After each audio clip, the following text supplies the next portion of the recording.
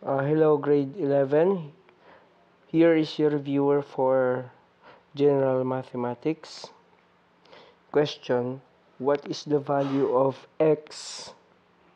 This one for the rational equation x over x minus 3 minus 1 over x plus 3 equals 6 over x squared minus 9. So, i-rewrite muna natin ito. X over x minus 3 minus 1 over x plus 3 equals 6 over x squared minus 9. Okay. So, then, dapat i-multiply natin itong buong equation na to sa kanyang LCD or least common denominator. Pero, paano hanapin ang least common denominator ng mga rational expressions na to? Okay? So, ganito ang paghahanap ng LCD kapag maraming denominators. So, kunin muna natin bawat isa, x minus 3, x plus 3, and x squared minus 9. Tapos, i-factor natin lahat sila sa kanilang prime factors. Okay, so una, x minus 3. Kapag i-factor natin yan, x minus 3 pa rin kasi naka-simplest form na siya. Okay, ganun din si x plus 3. So, kapag nag-factor tayo sa kanilang mga prime factors, dapat hindi magkatapat yung mga factors na magkaiba. Ayan, so nakahiwalay. Si x squared minus 9, kapag i-factor natin sa kanyang, i-breakdown natin sa kanyang smaller or prime factors, ang factoring niyan is x minus 3 times x plus 3. Remember yung factors ng difference of two squares. It's the sum and difference of two terms. The product of sum and difference. Okay, so then bring down factors which are common. So, dito, hindi na kasya. So, dito na lang, i-continue natin. Bring down natin si ito, x minus 3. Common sila, so just bring down x minus 3. Then, bring down also x plus 3. Okay, so we have x plus 3. Yan. So, yan ang common na denominator ngayon. So, x minus 3 and x plus 3. Now, i-clear muna natin itong space.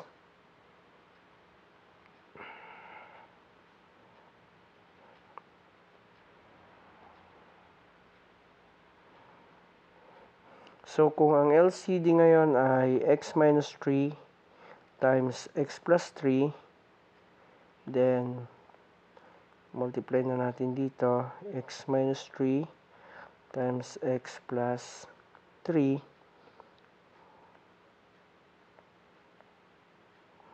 So, distribute dito. Itong LCD na yan, dito. Yan. Sa lahat ng terms. Okay? So, kapag i-multiply natin si x minus 3 na LCD, doon, x minus 3 times x plus 3 na LCD, dito kay x over x minus 3, dito. So, ang mangyayari, makancel ngayon si x minus 3 and x minus 3. So, ang maiwan na lang na magmumultiply ay si x and x plus 3.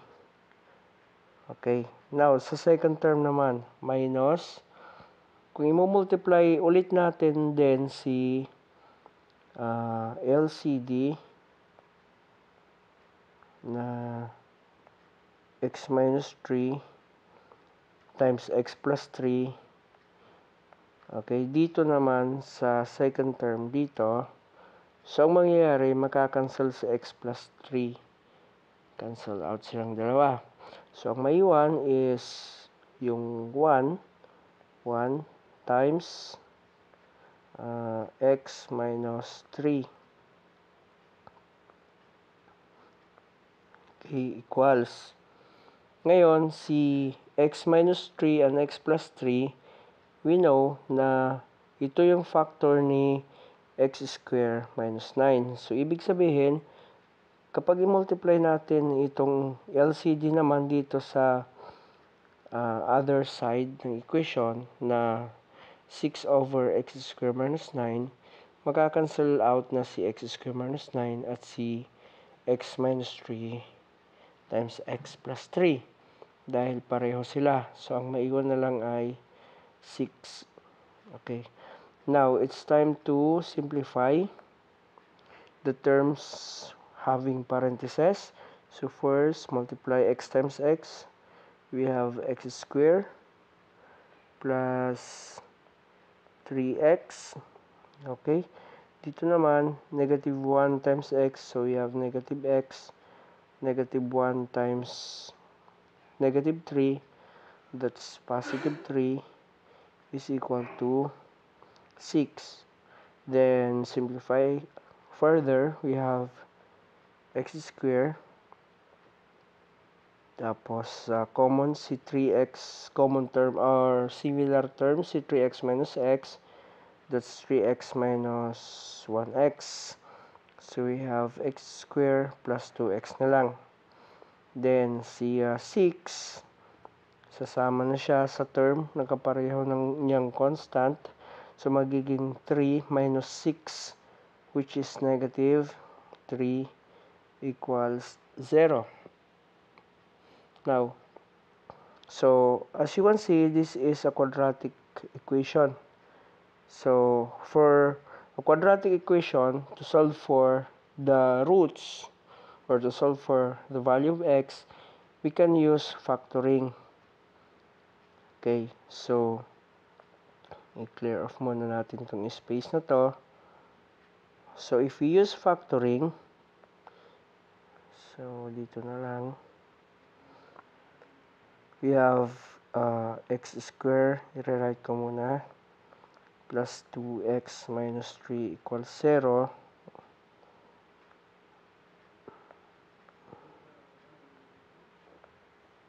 Equals 0. Then, gagamitan natin ng factoring. So, makakabuta tayo ng dalawang binomials. Product of two binomials as indicated by this parentheses. Kapag i-factor natin si x squared, that's x and x. Now, try nating i-break down si negative 3 sa paraan na kapag pinag-plus natin yung breakdown na yon sa kanyang mga factors, ang result ay positive 2. So, try natin ang positive 3 and negative 1. Para kapag i-multiply natin, yung outer, that's negative 1x. At kapag i-multiply natin yung inner, that's positive 3x. Okay, so kapag i-try natin i-add, that's positive 2x, which is, ayun, parehas sila dito. At yan. Kaya, ang values ng x natin ay, first, kukunin natin mula sa x plus 3, magiging x plus 3 equal natin sa 0. So,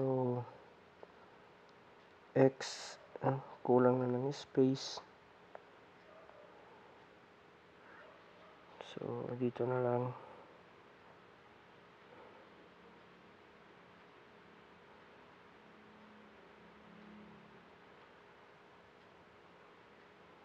Okay.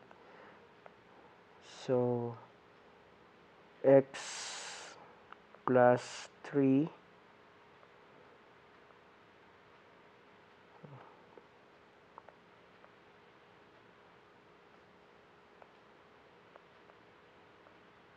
equals 0. Transpose natin si 3 sa other side, magiging x equals negative 3. Okay, for the other value of x,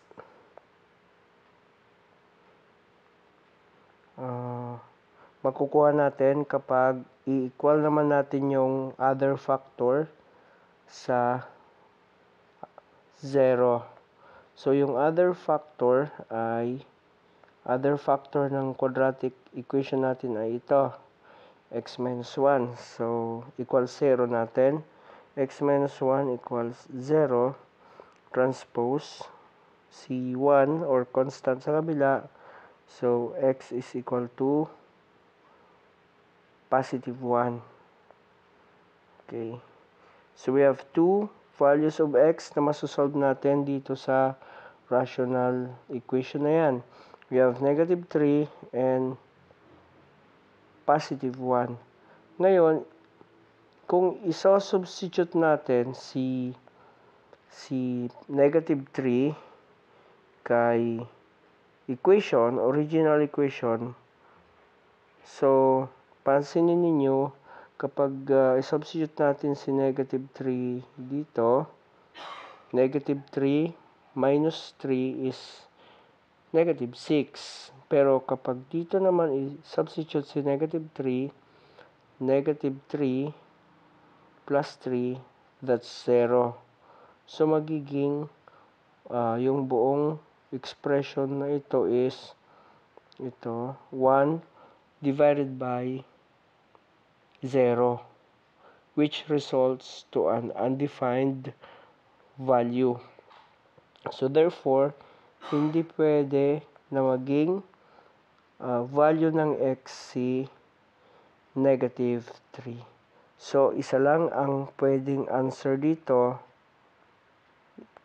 Yun yung answer o yung value ng x na hindi magiging undefined si buong rational equation na to. So, x is equal to 1.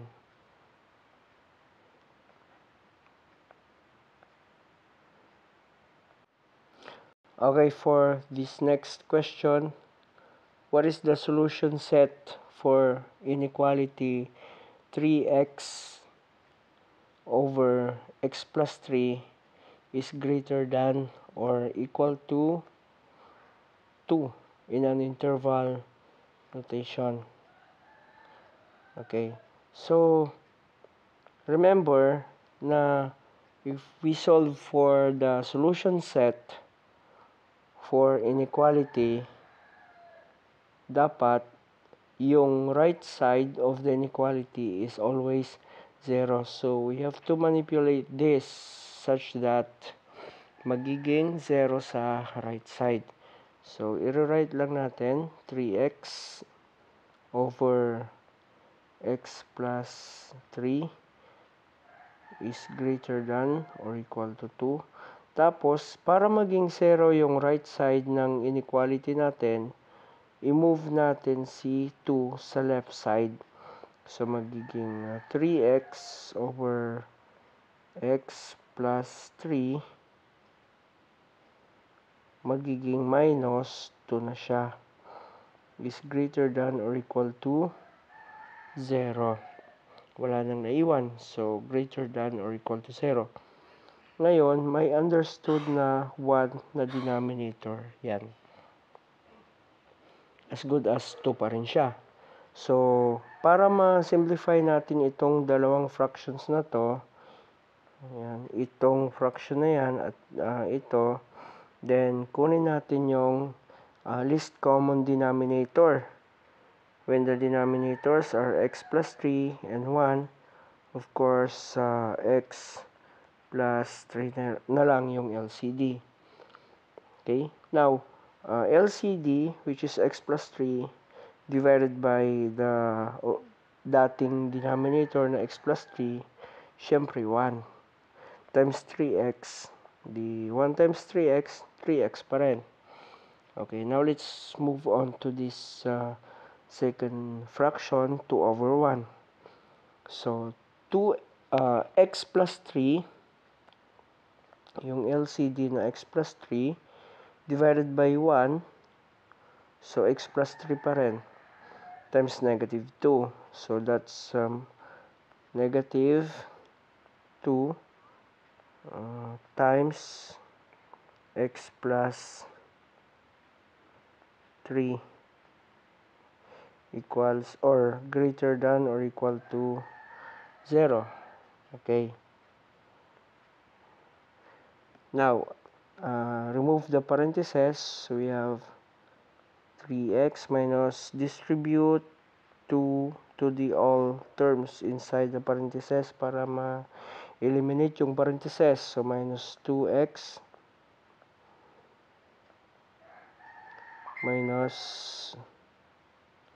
6 over x plus 3 is greater than or equal to 0.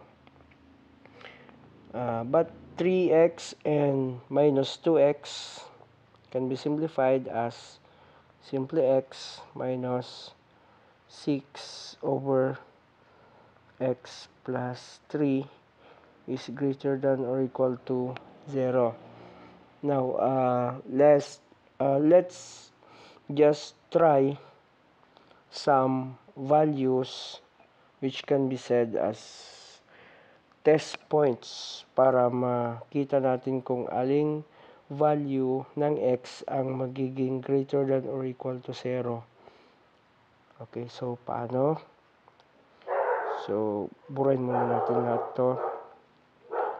Anyway, that's x minus 6 and x plus 3 is greater than or equal to 0. Okay, so sa interval, kunin natin yung tinatawag na intervals. So, una, yung numerator x plus 6 equal natin sa 0. So, x is equal to 6. So, yan yung unang interval. So, sa number line, assign tayo ng 6 dyan. Tapos, sa denominator, we have x. Kunin naman natin, x plus 3 is equal to 0, transpose. So, x equals negative 3. Gandaan lang natin yung mga symbols. Yan. So, negative 3. Maaring nandito. Okay. Try nating mag-test ng mga values na makikita sa mga regions. First, dito sa left ng negative 3. So, ano ba yung mga numbers na nasa left ng negative 3? Let's try negative 4. Okay? Negative 4. So, negative 4 minus 6 over negative 4 plus 3 is greater than or equal to 0. So, this is negative 4 minus 6, that's negative 10.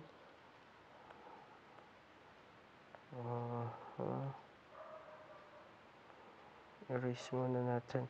So, negative 10 over negative 1 is greater than or equal to 0. We are not sure yet, but negative divided by negative 1, negative 10 divided by negative 1 is positive 10. Is greater than or equal to 0. So, since true ito, then may solution. Yung mga numbers na nandito, kasali na ang negative 3 ay solution. Okay. Now, mag-test naman tayo dito sa gitna. Okay, ano ba yung mga numbers na nasa gitna nitong dalawang intervals? Try natin ang mayroong 0 dito, no? 0. So try natin ang 0. Erase muna tayo para may space.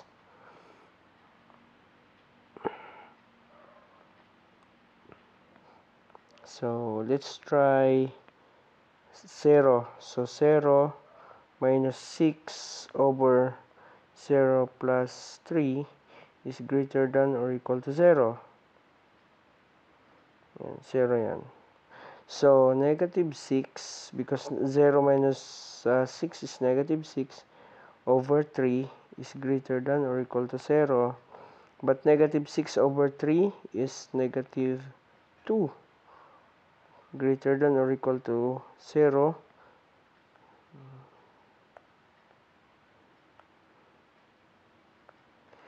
Greater than or equal to 0. Negative numbers are always less than 0, not greater than. So, false dito. Dito true. Okay. So, another part. Try naman natin, mag-try tayo ng number na nasa right side ng interval or boundary na positive 6. So, yung number na nasa right ng positive 6 could be 7 or 8. No? So, let's just try 7. So, 7 minus 6 over 7 plus 3 is greater than or equal to 0. But 7 minus 6 is 1 over 10 is greater than or equal to 0. So, nag-true. Therefore, so mula dito sa portion na to, pakanan, so to the right are also the solution set or part of the solution set. So, paano natin ngayon express yung solution set in terms of interval notation? Ganito. Interval notation. Okay. So, iba yung set notation sa interval notation.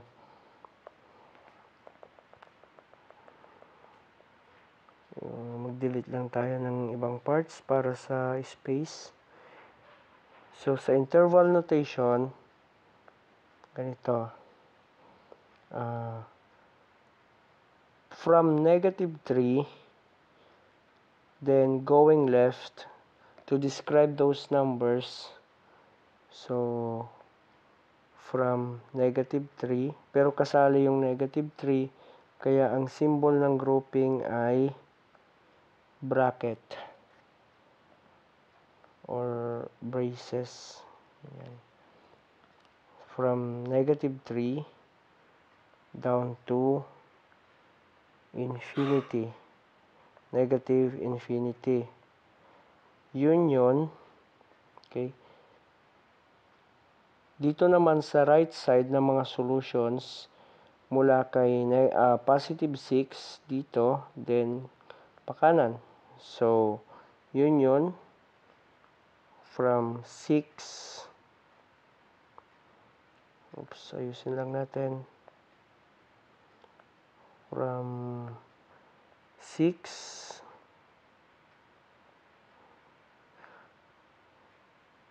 to positive infinity. Yan.